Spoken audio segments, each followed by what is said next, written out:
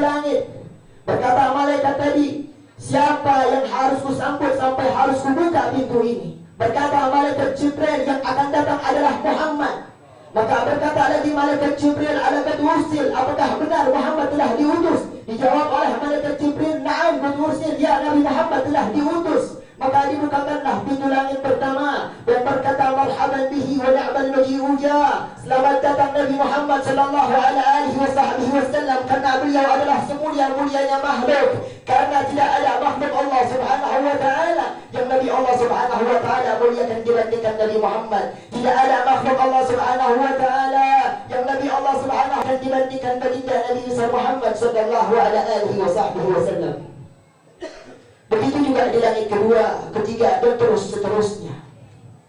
Sesampainya Nabi di Sidratul Muntaha, diceritakan di dalam salah satu riwayat, Nabi Muhammad bercerita bahwasanya aku mendengar dari langit pertama, dua, tiga, aku mendengar gemuruh zikir dahsyat para malaikat.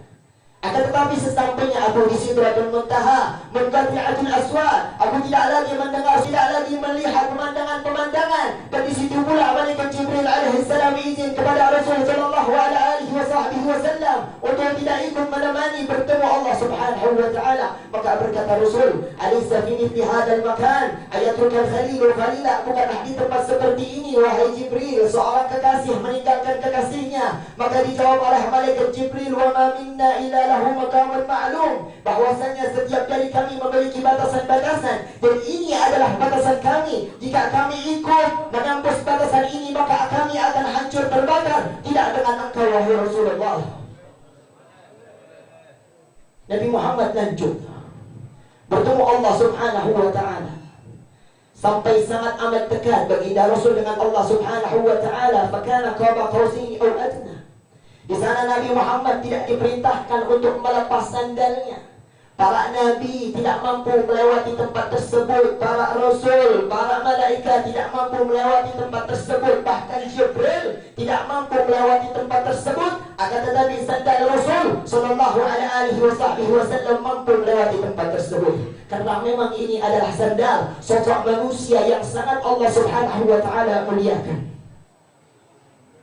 Nabi Musa alaihi salam ketika bermunajat kepada Allah Subhanahu wa taala, berkata Allah Subhanahu wa taala, "Ikhla'na 'alaik ya Musa fa innaka bil wadi al-muqaddas tuwa." Bukalah sandalmu wahai Musa, sesungguhnya engkau sekarang berada di lembah yang disucikan, lembah tua.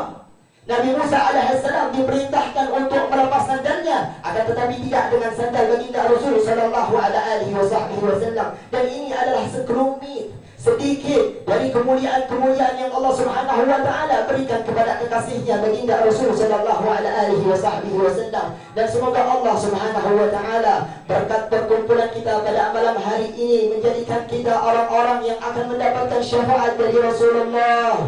Juga semoga Allah Subhanahu wa taala berkat perkumpulan kita pada malam hari ini menjadikan kita orang-orang yang istiqamah